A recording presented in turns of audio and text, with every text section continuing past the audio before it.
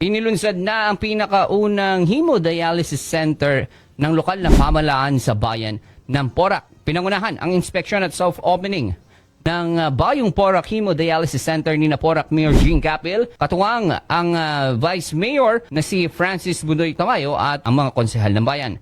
Ang pasilidad na isa sa pinakamalaki sa Pampanga ay pinapatakbo ng Hemant Philippines at Mediply. Ang nasabing dialysis center ay kayang mag-accommodate ng hanggang 20 pasyente at magbibigay ng 60 treatments kada araw o nasa 1,300 treatments kada buwan para sa 200 pasyente. Nagbibigay din ng pasilidad ng mga kinakailangan dialysis services sa mga residente ng hindi na kinakailangan maglakbay pa ng malayo sa mga pagamutan.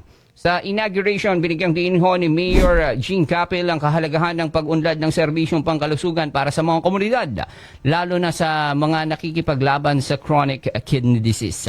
Ayon ho kay Mayor Capil, ang dialysis center ay mag-aalok ng zero copay para sa lahat ng lokal o sa mga residente ng bayan na nangangailangan ng paggamot, kabilang ang mga laboratory test at mga bakuna at iba pang mga medical na pangangailangan na may kaugnayan sa sakit sa kidney. Binigyang diin din ni Capil na ang pagtatayo ng Bayong Porac Hemodialysis Center ay naka-align sa vision ng lokal na gobyerno na magbigay ng accessible at mataas na kalidad ng serbisyong pangkalusugan para sa lahat ng mga residente.